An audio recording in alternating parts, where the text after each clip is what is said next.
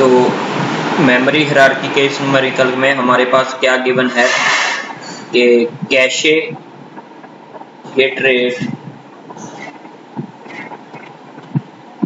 Is equal to 80%। इसका मतलब क्या है कि 80% चांसेस है कि जो इंस्ट्रक्शन प्रोसेसर को चाहिए वो कैशे में हो। तो 80% को आप कैसे लिख सकते हो डेसिमल में 0.8 और इसका एक्सेस टाइम है 5 नैनोसेकेंड्स। मेन मेमोरी या रैम हिट रेट गिवन है आपको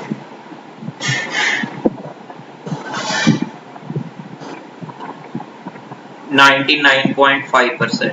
दैट मीन्स के 99.5% चांसेस हैं कि वो रैम में मिले इंस्ट्रक्शन। तो इसको आप लिख सकते हो 0.995 और इसका एक्सेस टाइम कितना है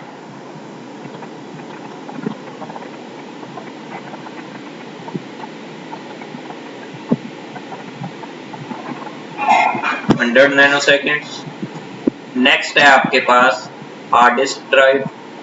इसका हिट रेट तो आपको 100% ही मिलेगा और एक्सेस टाइम इसका है, वैसे इसका मिली सेकेंड्स में भी गिवन हो सकता है लेकिन यहाँ हम फॉर ईज इसको सीधा नैनो सेकेंड्स में मानते हैं कि इतना हमारा, और ये एक्चुअल में इतना नहीं होता, ये हम एक न्यूमेरिकल प्रॉब्लम के फॉर्म में इसको ले रहे हैं। तो अब हम इसमें कैलकुलेट क्या करना है इफेक्टिव एक्सेस टाइम या average access time. Access time मतलब कि अगर एवरेज पे कोई इंस्ट्रक्शन को हमने एक्सेस करना है तो उसके लिए कितना टाइम लगेगा, तो ये हमने कैलकुलेट करना है। तो हम इसको अब यहाँ पर इसका सॉल्यूशन देखेंगे। सबसे पहले क्या होगा, प्रोसेसर के पास कैशे, फिर रैम, फिर हार्ड डिस्क ड्राइव। अब मेमोरी हायरार्की कैसे चलेगी, पहले प्रोसेसर कैशे में फाइंड करेगा, अगर कैशे में मिल गया ठीक है, अगर नहीं मिला मतलब यहाँ तो कैशे हिट होगी, अगर कैशे मिस हुई तो वो रैम के पास जाएगा, अगर रैम मिस हुई तो हार्ड डिस्क ड्राइव के पास जाएगा, तो ऐसे जाएगा। ठीक है, तो इसी को मेमोरी हायरार्की कहते हैं। अब गिवन क्या है यहाँ पे, एक्सेस टाइम कितना गिवन है यहाँ पे 5 नैनोसेकेंड्स, हिट रेट कितना है 80, यहाँ पे 100 नैनोसेकेंड्स, हिट रेट 99.5, यहाँ 100% है हिट रेट और एक्सेस टाइम 10⁻⁷ नैनोसेकेंड्स। ये हमें प्रॉब्लम में मेंशन। अब हमने सर्च करना है इफेक्टिव एक्सेस टाइम। तो सबसे पहले वो कैशे में देखेगा, अगर कैशे का हमें हिट रेट कितना दिया हुआ है 0.8 और कितना एक्सेस 5। ये तो हमारे पास कैशे की हिट की बात होगी। अब कैशे मिस में हमारे पास क्या होगा, मिस के कितने परसेंट चांसेस, अगर 80% हिट के चांसेस है 20%, तो 20% को मैं ऐसे लिखूंगा इनटू अब अगर पहले उसने ये कैशे को सर्च किया इतना टाइम तो उसको लगेगा ही लगेगा, तो 5 प्लस। अब यहाँ पर मैं रैम की बात कर रहा हूं, तो रैम के लिए मैंने यहाँ पे क्या लिखा, कितना उसका परसेंटेज चांस है 0.995 और यहाँ पर क्या आएगा, कितने परसेंट उसको यहाँ पर रैम में फाइंड करने को लगेगा 100। देखो यहाँ पे कैशे का नहीं लिखना, क्यों नहीं लिखना, क्योंकि यहाँ पे 5 हम पहले ही लिख चुके हैं। कैशे का इसके साथ सीधा ही दोनों के लिए हार्ड, देखो 80% यहाँ है, इन दोनों के लिए कितना है, यहाँ पर दोनों के लिए कितने परसेंट चांसेस है फाइंड करने के 20%, तो हमने यहाँ पर लिखा। अगर इस 20% के लिए पहले हमने 5 नैनोसेकेंड्स का टाइम पहले ही ऐड कर चुके हैं, तो यहाँ पर वो ऐड नहीं होगा। प्लस अब हार्ड डिस्क के लिए अब कितना बचेगा? यहाँ पर 99.5% चांसेस है, तो यहाँ पर रिमेनिंग कितने रह गए? 0.5% चांसेस। 0.5% चांसेस को आप कैसे लिख सकते हो? 0.005। तो यहाँ पे मैं लिखूंगा प्लस 0.005। अब यहाँ पे अगर हार्ड डिस्क को मैंने सर्च करना है, लेकिन उससे पहले मुझे रैम सर्च करनी पड़ेगी। देखो रैम का टाइम अभी हमने हार्ड डिस्क वाले में ऐड ही नहीं किया, तो रैम को सर्च करने के लिए कितना टाइम लगेगा? वो लगेगा 100, और हार्ड डिस्क को एक्सेस करने के लिए कितना लगेगा? 10⁻⁷। तो that will sum up to, ये किसके लिए हो गया?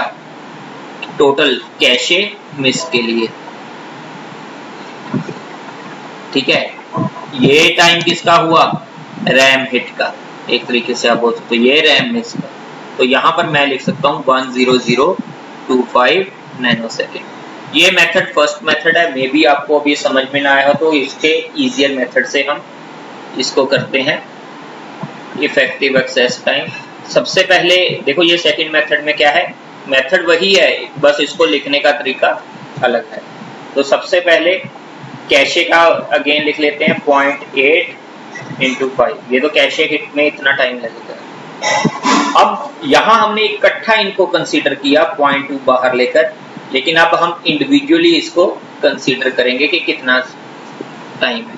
तो यहाँ पर 99.5% चांसेस, लेकिन एक्चुअल में कितने हैं? ये 0.995 मल्टीप्लाई 0.2,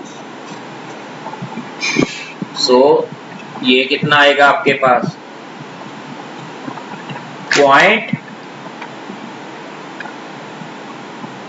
ये कितना आएगा?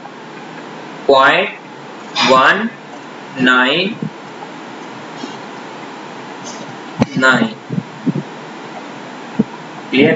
तो ये इतना आएगा आपके पास 0.199। तो रैम में फाइंड करने के इफेक्टिव चांसेस कितने हैं? 0.199। यहाँ पर लेकिन रैम के पास तो तभी पहुंचोगे, पहले कैश को भी सर्च किया होगा, लेकिन वहां पे फेल्यूर मिला। तो 5 प्लस यहाँ पे क्या लिखोगे? इसका एक्सेस टाइम, इसका एक्सेस टाइम है 100। ये किसके लिए हो गया? कैशे के लिए। ये किसके लिए हो गया? रैम के लिए। अब किसका रह गया? हार्ड डिस्क का। हार्ड डिस्क में आपको फाइंड करने के कितने परसेंट चांसेस है? देखो 80% चांसेस है कैशे में मिलेंगे, और 0.1 मतलब 19.9% चांसेस है कि रैम में मिलेंगे। तो कितने रह गए? 0.5। तो 0.5 को अगर आप वैसे लिखोगे तो कितना बचेगा? समझ रहे हो ना? यहाँ पे देखो आपके पास ये है 80%, यहाँ है, यहाँ कितना है? 19.9, यहाँ कितना है? 0.8। तो रिमेनिंग कितना रह गया? 0.01। अगर वैसे भी देखना हो तो 0.02। अगर इस हिसाब से भी देखोगे तो उसको कैलकुलेट करोगे तो वो सेम ही चीज है, बस हम लिख अलग अलग ढंग से रहे हैं। इनटू यहाँ पर क्या आएगा? पहले कैशे में मिस हुआ, फिर रैम में मिस हुआ, और फिर हार्ड डिस्क में एक्सेस टाइम। तो ये कितना आएगा? 10025 नैनोसेकंड्स। अब यहाँ पर हमने इसको ऐड क्यों नहीं किया था? क्योंकि यहाँ पर इसका कैशे का हमने यहाँ पर ही इकट्ठा ले लिया था दोनों। तो आप किसी भी मेथड से कर सकते हैं। ये वाला मेथड ज्यादा इजियर है, तो मैं रेकमेंड करूंगा कि इसको